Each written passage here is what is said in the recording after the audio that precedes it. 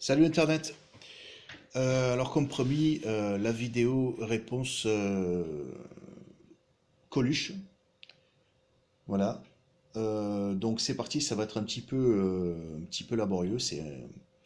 Je me lance, hein, je sais pas trop où je vais, mais voilà. Je vais donc tenter de d'actualiser les réponses qu'aurait pu faire Coluche aujourd'hui. Donc là, j'ai mes écouteurs et j'écoute la vidéo et en même temps, je réponds donc. Alors, est-ce que je suis un déçu du socialisme? Non, je suis pas un déçu du socialisme, euh, mais parce que on avait des gens comme Benoît Hamon, hein, qui ont fondé leur propre parti et qui se sont présentés aux élections et qui ont proposé le revenu universel. Donc ça, c'était une bonne chose. J'étais très étonné que ça ne passe pas, parce que vraiment, ça aurait pu nous sortir de la merde, hein, à donner 800 balles par mois à tout le monde. Et, euh, et les gens non, ils ont dit non, non, on va voter pour Macron et Le Pen, quoi. Donc, alors c'est vrai qu'il y a eu, il y avait Mélenchon à gauche qui a fait, je sais plus combien il a fait, 15%, un truc comme ça. Donc il a pris pas mal de voix. Lui, il proposait pas de donner du pognon parce que c'est bien c'est bien une maladie du pognon qui nous touche, hein. Euh, Au départ, on peut imaginer ce qu'on veut, il va falloir de l'argent. Si on ne donne pas d'argent, on est quand même dans la sixième ou septième puissance du monde, donc le sixième ou septième pays le plus riche du monde, c'est c'est assez, euh, c'est assez surprenant quoi, qu'on en soit encore avec les tableaux de l'argent. Et, euh, et à tous ceux qui disent oui, mais le revenu universel, c'est l'abolition du travail.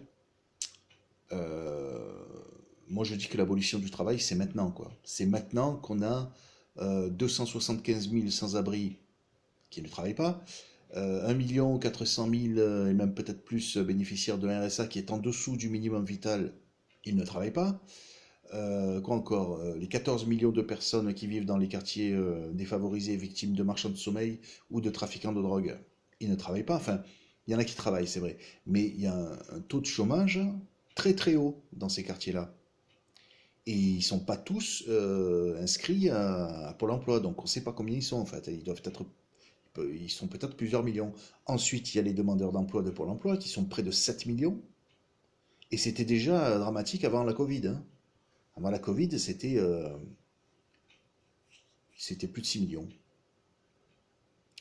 Euh, et ensuite, il y a les 42 millions de travailleurs pauvres qui sont les seuls qui travaillent et qui devraient s'arrêter de travailler, hein, puisque en fait, qu'est-ce qu'ils font? Ils font 6, 8 ou 10 heures par jour pour un salaire de misère afin d'enrichir des indignes et en plus avec des horaires décalés, hein, genre tu commences à 11 heures, tu poses à 15 heures, tu reprends à 19 heures et tu finis à 22 heures ou 23 heures, parfois même à minuit.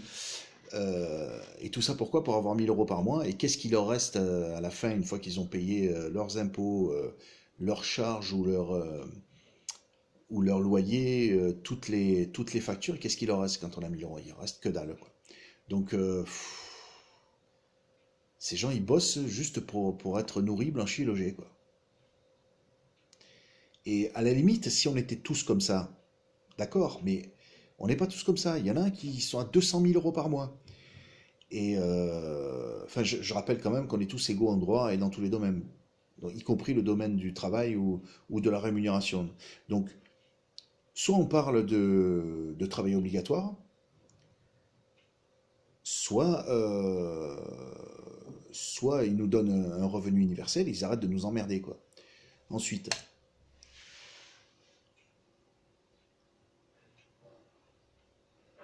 donc là,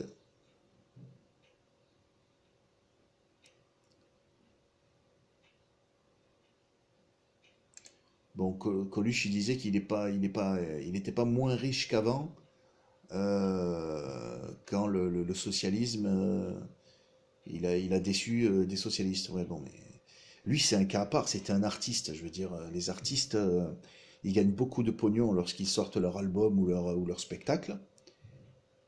Et une fois que les gens ont acheté leur spectacle ou leur album, ils en gagnent plus. Pendant des années, jusqu'à ce qu'ils sortent un nouveau spectacle ou un nouvel album. C'est pas pareil que ceux qui sont à 200 000 euros par mois tous les mois, ou à 100 000. Celui qui est à 200 000 euros par mois, s'il passe à 100 000, eh bien tous les mois on peut économiser 100 000 euros. Et combien de fois il y a 1500 euros dans 100 000? Ça serait intéressant de le faire à la calculette. Là, je n'ai pas envie de trifouiller mon portable parce que je risque d'abîmer la vidéo. Bon, enfin bref. Euh, mais vous voyez ce que je veux dire, quoi. On pourrait créer, si chaque fois que quelqu'un est à 200 000 passe à 100 000, que ceux qui sont à 100 000 ils passent à 50 000, que ceux qui sont à 50 000 euros par mois ils passent à 25 000, que ceux qui sont à 25 000 passent à 12 500.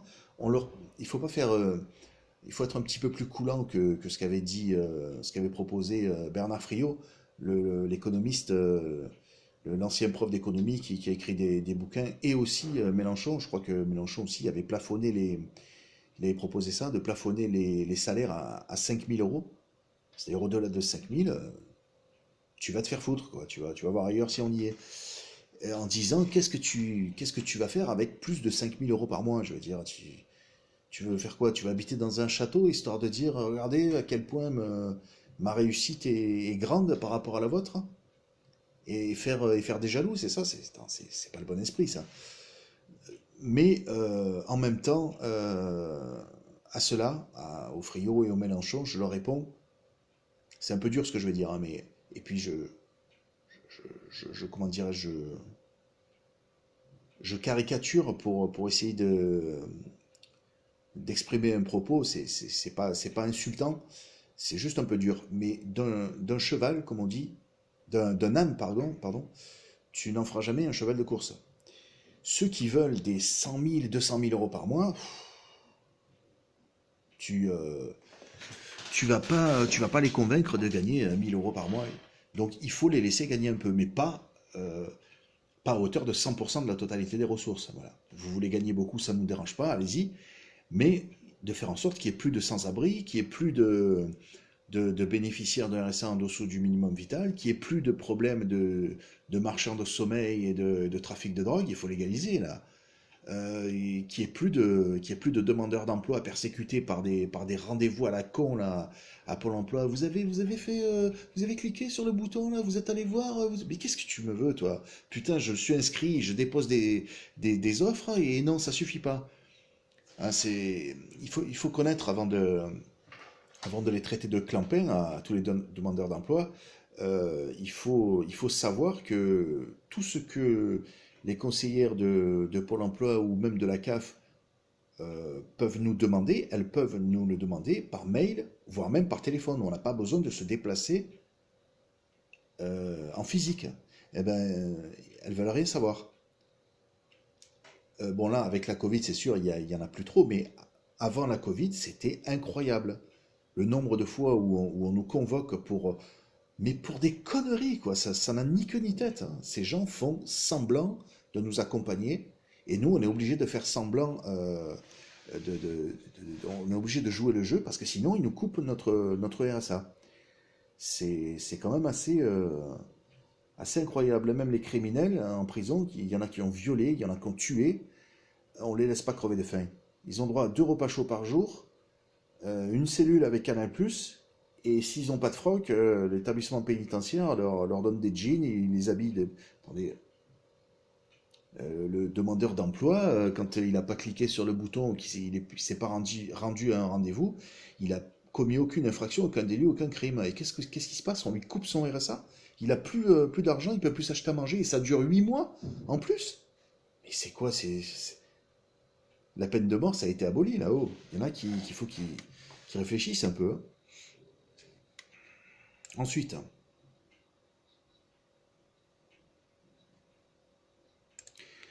est-ce qu'il y a une espèce de dégoût de la politique, demande le journaliste, ou je sais pas, le type à lunettes là.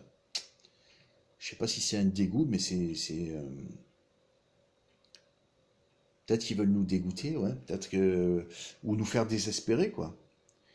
Mais je pense que ça sert à rien, quoi. Parce que c'est comme le soir où j'ai appris que c'était Le Pen et Macron qui étaient arrivés au deuxième tour. Je me suis dit, c'est fini, plus jamais je retournerai voter, c'est de la connerie et tout. Mais après tu y retournes, quoi, parce que tu te dis, on n'a aucune autre chance de changer les choses que par le vote. Comment tu veux faire? Donc en gros, ces gens, ils parient sur notre apathie. Ils savent que tant qu'ils nous ont pas servi de la bouffe avariée, on n'ira pas chercher des armes pour les tuer comme dans le temps jadis, hein. Et donc voilà, on a affaire à des débiles qui comprennent rien d'autre que la révolte, la révolution. C'est terrible, hein. Alors ensuite, qu'est-ce qui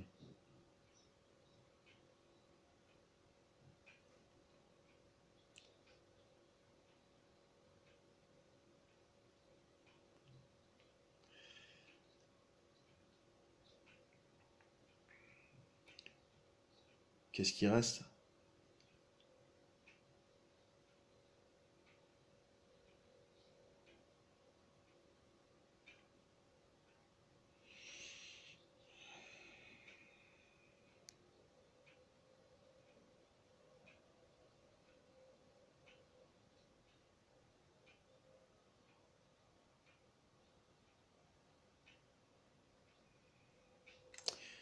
Bon, l'avenir est complètement bouché, il raconte parce que les mecs, ils ont gouverné comme des manches pendant 30 ans, et patati et patata, mais 30 ans avant ces mecs-là, il y avait aussi des gouvernements en bois, là.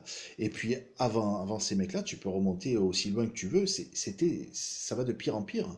Ça commence, euh, Ça commence à l'époque de l'état de nature, hein, l'époque préhistorique. On est dans les cavernes. Bon, on sait pas faire de l'élevage ou de l'agriculture. Les mecs, ils couraient après leur petit déjeuner, quoi. C'était des animaux, là. Ensuite, il y a 4000 ans d'antiquité. Hein, c'était l'époque des Jules César et tu vois, des super-héros, quoi. Ensuite, il y a 1000 ans d'époque médiévale, où là, c'est la naissance de l'Église, quoi, la naissance des religions, c'est eux qui vont gouverner. Ensuite, il y a 400 ans d'époque dite moderne, celle des rois de France, qui était sacrée par l'Église, hein. C'était le pape, quand même, qui posait la couronne sur la tête du roi. Donc, voilà. Et pour ceux qui ont étudié un peu l'histoire, en France où l'Église rendait la justice, enfin faisait quand même plein de trucs, euh, le roi était considéré comme détenant les mêmes pouvoirs que Jésus-Christ. On racontait par exemple que si un roi touchait la bosse d'un bossu un jour de sacre, le jour où on lui met la couronne sur la tête, le bossu guérissait de, sa, de son infirmité. On croyait ça comme Jésus-Christ qui guérissait les aveugles il se mouillait un peu les lèvres, il touchait un peu de la boue, il mettait un peu de la boue sur les yeux des aveugles, ça les guérissait. Bon, enfin, tu vois, quand tu commences à croire que le roi il a des pouvoirs comme ça, c'est que c'est bon, tu penses que c'est un descendant de Jésus, donc tu penses que Jésus a une descendance et ça remet un peu quand même en cause le dogme. Bon, enfin, bref. Ensuite, après ces époques-là, il y a eu donc les républiques, hein, on va dire de la première jusqu'à 1981, et après 1981, l'abolition de la peine de mort, c'est là que ça devient en gros la paix, quoi, parce qu'avant c'était l'héritage de la guerre, quoi, et les héritages de la guerre, quoi, les générations qui se succèdent héritent de la génération d'avant, et c'était que des générations guerrières. Et c'est qu'à partir de 1981 parce qu'en 1945, à la fin de la Seconde Guerre mondiale, qu'il y avait 52 millions de morts, putain, les mecs, ils auraient pu se dire, il y a eu 52 millions de morts, il y a eu assez de morts. Ah non, non, non. Ils ont continué de guillotiner des gens jusqu'en 1981. C'est incroyable. Donc c'est après cette période que ça commence à devenir un peu moins barbare. Ça ne veut pas dire que c'est plus barbare aujourd'hui, mais un peu moins. Et qu'on connaît une période de paix, quoi. Mais c'est une paix fragile. Maintenant, ce qu'il faut faire, c'est pas se demander qui est responsable, et surtout sur une période de 30 ans, que c'est beaucoup plus ancien que ça, en fait, hein, c'est comme ça depuis toujours, et de se dire si la paix qu'on a en ce moment, elle n'est pas fragile à cause du manque de prospérité. C'est bien de vouloir la paix. D'ailleurs, le président de la République a l'obligation d'assurer la sûreté. La sûreté, enfin, je ne connais pas la définition exacte, mais j'imagine que c'est le maintien de la paix. Mais il faudrait aussi le maintien de la prospérité mutuelle. Tu vois, je prospère, tu prospères, et il n'y a pas de problème. Maintenant, si tu es le seul à prospérer, tu attends quoi? Que je me laisse mourir de faim, là? Non. Je vais venir toquer à ta porte et dire comment tu fais. Et si tu me racontes que des conneries, ben, forcément, ça va pas aller. Donc ça continue ensuite.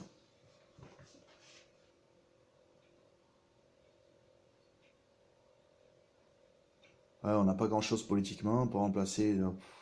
On avait Benoît, non?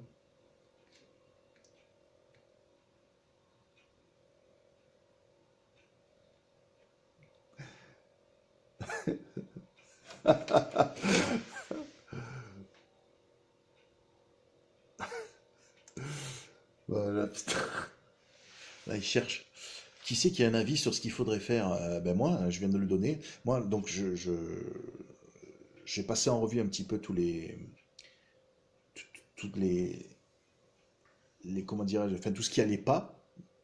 Donc maintenant, je vais donner mon avis. Donc, moi, je pense qu'il faut récupérer tout simplement 50% des 50% de la totalité des ressources, qui sont actuellement détenues par seulement 2% de la population. Euh, donc ça ferait à peu près du 750 millions de milliards d'euros, et on reverserait cette somme à la population la plus démunie, euh, d'abord sous forme de salaire, ce qui implique qu'il faudrait créer des emplois, ensuite sous forme de droit au chômage, ce qui implique que ces emplois seraient en CDD. Voilà. Il faut créer des CDD pour les différentes catégories d'âge, les 18-25 ans, les 25-30 ans, les 30-35, 35-40, 40-45, 45-50, 50-55, je vais le faire jusqu'au bout, 55-60, 60-65, et voire même 65-68. Là, pour les jeunes aujourd'hui, peut-être qu'ils ne comprennent pas pourquoi on va jusque-là, mais moi, on m'a saoulé avec la retraite jusqu'à 68 ans du début de du début de mon adolescence jusqu'à mon entrée dans la vie d'adulte. Moi, je me disais, putain, ils vont me faire bosser 8 années au-delà de 60 ans. Bon, heureusement, et encore, je ne suis même plus au courant de l'âge des retraites. Bon, enfin bref. Vu que ça change à chaque fois avec le nouveau président. Mais voilà, on peut créer une année de travail par personne avec 3 mois de formation par année, 3 heures de travail par jour, 3 jours par semaine, avec 7 semaines de congés par an. 1 500 € par mois, hein. Il y en a qui sont à 200 000 et on leur dit rien. Moi, je suis désolé, je pense qu'on peut demander 1 500 € par mois pour 3 heures de travail par jour. On ne les donnerait que pendant un an. Après, au bout de un an, ben, on va au chômage. Ça serait dégressif. Après cette année de chômage, on peut envisager un revenu d'existence, par exemple, de 920 € par mois pendant un an, encore, pour ceux qui ont fait un an. Les autres, non. Et pour encourager les gens à travailler et pour favoriser le travail. Ensuite, toujours pour ceux qui bénéficieraient donc de ce revenu d'existence pendant un an, on pourrait envisager un deuxième revenu d'existence disons, de 620 € par mois pour tous ceux qui sont privés d'emploi et qui retournent sur liste de demandeurs d'emploi, c'est-à-dire 100 € de plus que le RSA actuel pour ceux qui accepteraient donc parce qu'il faut respecter les libertés individuelles. Ceux qui le refusent, si tu veux leur donner 497 € par mois pour être en recherche d'emploi ou mais tu oublies les radiations là-haut. Couper les. De point de vue économique, c'est ridicule. Après, ils viennent pleurer qu'il n'y a plus d'argent dans les caisses de l'État. arrête de couper les minima sociaux des gens pour un oui ou pour un non, là, parce qu'ils sont pas venus, on s'en fout de tes rendez-vous à la con, là. Enfin bref. Ensuite, on pourrait envisager aussi un troisième revenu d'existence de 720 euros par mois jusqu'à la retraite pour tous ceux qui ont fait 10 années de travail et qui voudraient s'arrêter. Quand tu as 10 années d'emploi à ton actif, eh bien, tu as le droit de demander 720 euros par mois. C'est pas beaucoup, 720 euros par mois. C'est même en dessous des 1000 euros de ce qu'on appelle le seuil de pauvreté.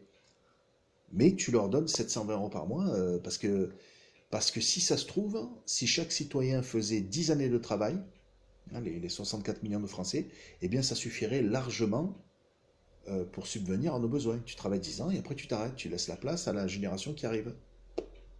Voilà. Et puis après, on pourrait explorer d'autres possibilités, comme le salaire à vie proposé par Bernard Friot. Bon, lui, il est allé un peu fort, il a proposé 800 euros par mois et à la place du revenu d'existence universel. Non, moi, je ne vois pas les choses comme ça. Je verrais plus, par exemple, 70 euros par mois si tu as réussi à obtenir ton brevet des collèges, 100 euros par mois si tu as réussi à obtenir ton baccalauréat, 200 euros par mois si tu arrives à obtenir ton DUG, tu vois, et je sais pas moi, si tu arrives à obtenir une licence, 300 euros par mois, et même 400 euros par mois si tu vas jusqu'à la maîtrise. Voilà, on y va cool. Mais au moins que chacun puisse se dire, voilà, les 16 ou 26 années que j'ai passées à l'école, elles m'ont pas servi à rien, quoi. Là, on reste jusqu'à 25 ans à l'école et qu'est-ce que tu as au bout en sortant? Rien du tout. Putain, c'est dingue. Et au moins, ça pourrait servir quand même comment dirais-je, de bride, hein, pour tous ceux qui se sont jetés malheureusement dans la délinquance très tôt. Je pense qu'il y en aurait plus d'un qui serait resté bien tranquille si on leur avait proposé un salaire. Mais il y en a à qui on leur a dit, t'as aucune chance, toi, hein. Donc après, s'ils sont allés faire du trafic de drogue, des fois, je vois pas comment on pourrait les plaindre, hein. On a tous droit à la vie, hein. Et ensuite, on pourrait évidemment envisager de donner 800 balles par mois de revenus d'existence, comme le proposait Benoît Hamon et comme le proposait déjà, euh, je ne sais plus quel philosophe là, je ne sais plus de quelle époque, mais c'est très ancien en fait le revenu universel. 800 euros par mois à tout le monde, qu'on soit riche ou qu'on soit pauvre, et, euh, et voilà, tu vois, à la limite, tu donnes des conseils à la population, tu leur dis de consommer dans telle ou telle activité professionnelle pour faire rentrer un peu de pognon, et voilà, tu vois, il y aurait de l'argent dans les caisses de l'État, les patrons pour embaucher, voilà, tu fais du bien à l'économie comme ça. Ensuite, qu'est-ce que ça... Non, là c'est fini, là. Une autre question, tout le monde se marre. Bon, ben voilà. Voilà, n'hésitez pas à me dire ce que vous en pensez dans les commentaires. Salut!